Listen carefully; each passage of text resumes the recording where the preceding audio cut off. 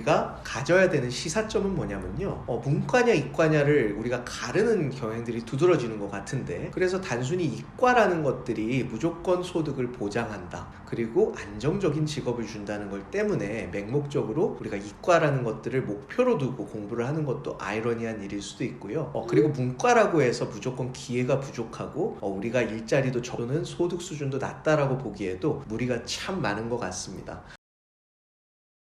안녕하세요, 이준효 원장입니다. 오늘은 좀 재밌는 내용 가지고 한번 이야기 나눠보면 어떨까 싶어요. 네, 오늘은 주제가 Salary Impact Ranking입니다. 그래서 월스트리트저널이랑 이제 조사 기관들이 조사를 해봤다는 거야. 그래서 지금 재학 중인 대학이 졸업 후에 어떤 식으로 본인의 부에 영향을 미치는지를 상관관계를 분석을 해서 궁극적으로 그 대학이 졸업한 이후에 소득에 얼마나 강한 임팩트를 주느냐를 랭킹으로 매겨본 데이터가 있어서 오늘 한번 이야기 나눠보면 어떨까 합니다. 그래서 이제 월스트리트저널에서는 아무래도 투자를 다루기도 하고 또 기업의 동향이나 그 기업에서 근무하는 사람들의 소득에 대해서 관심이 많다 보니까 뭐 이런 데이터들이 나온 것 같습니다. 네, 그래서 한번 순위별로 하나하나 한번 살펴보도록 하죠. 그래서 1위가 유니버시티 오브 펜실베니아입니다. 그래서 펜실베니아 하면 와튼 스쿨이 굉장히 유명한, 네, 그래서 비즈니스 스쿨로 상당히 명성이 높은 학교입니다. 네, 두 번째 같은 경우는 프린스턴, 그리고 콜롬비아, MIT, 하버드, 스탠포드 이런 식으로 쭉 우리가 아이비리그거나 최상위권 대학에 편중돼서 임팩트 랭킹이 굉장히 높게 책정된 걸 볼 수가 있었어요. 그리고 좀 특이하게 미주리 유니버시티 오브 사이언스 앤 테크놀로지 MUST, 그래서 실질적으로 미주리 주에서 테크놀로지와 사이언스에 관련된 주제를 가지고 기술자로서 또는 엔지니어로서 셀러리 임팩트에 상당한 영향을 미치는 부분이 큰 것 같습니다. 네, 쭉 이어서 가볼까요? 그래서 클레어몬트 맥케나 컬리지도 있고요, 예일 유니버시티, 그리고 밥슨 컬리지가 있었어요. 여기서 몇몇 대학을 제외하고는 생소한 이름들이 전혀 아닌 것들을 볼 수가 있습니다. 네, 그래서 이제 이런 부분들도 랭킹으로 매겨져 있지만 또 다른 축에서 보면 해당 지역에 있는 고졸자의 연봉과 대조해 봤을 때 그 대학에 졸업한 학생이 받는 연봉의 격차가 많이 벌어질수록 순위를 매긴 랭킹들도 우리가 살펴볼 수가 있었어요. 그것도 한번 같이 살펴보고 우리가 총평을 한번 해봅시다. 그래서 미국 대학 졸업생 연봉 순위고요. 1위가 이제 MIT고 2위가 University of Pennsylvania, 프린스턴, 밥슨 컬리지, 스탠포드 유니버시티, 콜롬비아 유니버시티 이러면서 쭉 내려가면서 에머스트 컬리지까지 10개의 순위가 매겨진 걸 볼 수 있는데요. 여기서 우리가 흥미롭게 살펴볼 것들은 두 가지가 있죠. 일단은 학교들이 거의 비슷비슷한 것 같다. 그리고 두 번째는 대부분의 대학들은 우리가 이미 알고 있는 최상위권 대학들에 편중되어 있으나 일부 특정 지역에서의 특화된 대학들이 이 셀러리 임팩트 랭킹에서 상위권을 형성한 것을 볼 수 있다. 우리가 이렇게 볼 수가 있는 것이죠. 네, 그래서 이 부분에서 크게 우리가 해석해야 되는 부분이 전 세 가지가 있다고 생각을 합니다. 첫 번째는 이 대학들의 상당수가 상위권 대학이라고 했잖아요. 근데 우리가 이 채널에서도 항상 이야기를 하는 것들을 보면 우리가 최상위권 대학에 들어갈 때 공부만 잘해서도 안 되고 다양한 사회적 기여나 또는 본인이 문제의식에 대한 솔루션들을 만들어서 사회에 영향을 줄 수 있는 역량이 어느 정도 되느냐를 우리가 12학년 때까지 완비를 해야만 이와 같은 최상위권 대학에 입학을 할 수 있는 부분이 있었잖아요. 네, 그 정도로 이제 소셜 릴레이션십, 임팩트, 그리고 본인의 자발적인 이런 아카데미컬 스킬 같은 것들이 뛰어난 학생들이기 때문에 상대적으로 다른 대학에 있는 학생들보다 훨씬 더 본인이 사회에 진출했을 때 부여되는 태스크들을 좀 더 프로페셔널하게 또는 좀 어려움이 있더라도 훨씬 더 좀 깊은 고민을 해서 문제가 해결될 때까지 끈기 있게 노력할 수 있는 이런 면모들이 아무래도 상위권 대학에 있는 학생들이 상대적으로 갖출 수 있지 않느냐, 이런 것도 우리가 유추를 해볼 수 있는 것이고요. 그리고 두 번째는요, 여기서 상당수 랭킹 안에 들어가 있는 대학들은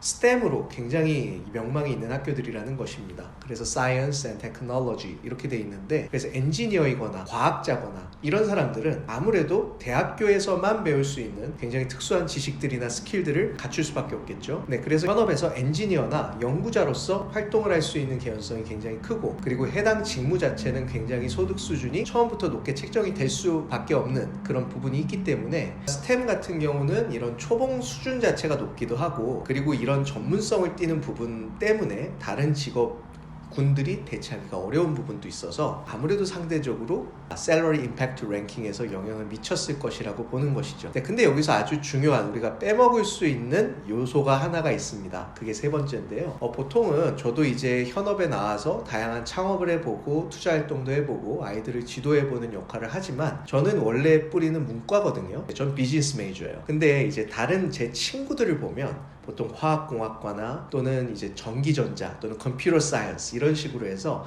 현재 애플이나 구글이나 맥킨지 같은데 다양한 곳에서 지금 엔지니어나 사이언티스트로 활동하는 친구들도 많다는 것이죠. 또는 이제 변리사 자격 시험이나 변호사 자격 시험을 봐서 이제 변호사 자격을 득해서 변호사 활동을 하는 친구도 있고 또 변리사 자격을 득해서 우리가 활동을 하는 친구들도 제 주변에 참 많은 것 같습니다. 근데 이제 우리가 다 같이 논의를 하면서 공감하는 것들이 있었는데 그게 오늘 이야기의 가장 중요한 부분이 아닐까 싶어요. 일단 기본적으로 이 STEM 전공을 뿌리를 두고 엔지니어링 섹션이나 또는 변리사 같은 영역에서 일을 하고 있는 친구들의 얘기를 들어보면 말이죠. 처음에 일을 할 때 받는 급여 수준이나 또는 직업의 안정성 같은 건 틀림없이 문과보다 상대적으로 좋은 건 맞는데 본인이 계속 상위 계급으로 올라가면 올라갈수록 거기서 드라마티컬리하게 이 급여 수준이 확 올라갈 수 있거나 또는 그 부분에서 진짜로 뭐 기업의 오너가 된다든지 또는 기업의 최고 경영자가 된다든지 뭐 이런 방식으로 올라가서 훨씬 더 고연봉 수준으로 올라가는 데는 유리천장 같은 것들이 있다더라 라는 부분이 있었고요. 반대로 이제 문과 같은 경우에는 처음에 진입하는 장벽은 생각보다 까다로우나 그 부분에서 특정 영역 이상을 넘어가면 그 엔지니어들이 10년차, 20년차 때 올라갈 수 있는 사회적 그 랭킹보다 훨씬 더 뛰어넘는 수준의 상당한 높은 수준의 사회적 지위와 이런 부의 수준을 창출할 수 있는 기회가 훨씬 더 많았다라는 점도 우리가 특징이라고 볼 수가 있어요. 그래서 이 월스트리트 저널에서 이 매긴 랭킹에서도 최상위권에 찍혀있는 펜실베니아, 프린스턴, 콜ум비아 같은 곳들은 사실은 이제 스템 위주의 전공들을 제공해서 유명해진 것들이 아니라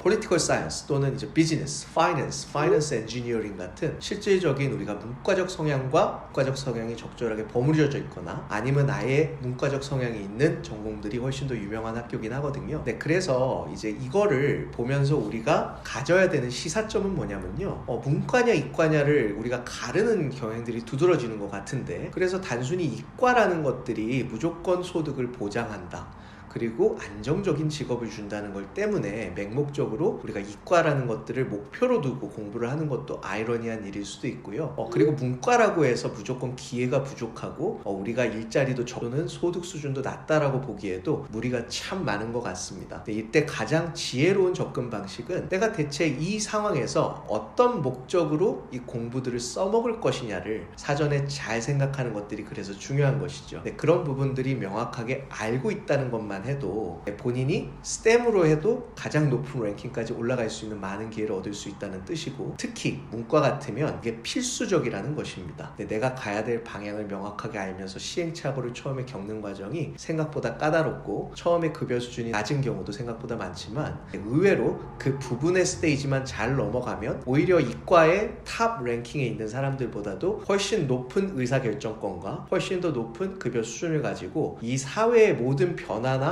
모든 사회의 중요한 의사결정을 할 수 있는 주역으로 성장을 할 수 있다는 그런 점도 시사점이 있다고 생각을 합니다. 그래서 항상 문과이과 구분하지 마시고 우리가 스스로 생각했을 때 어떤 목적을 갖고 이런 공부를 하는 것인지를 되뇌어 보면서 한번 자신에 맞는 전공을 선택해 보시기 바라겠습니다. 오늘도 경청해 주셔서 고맙습니다.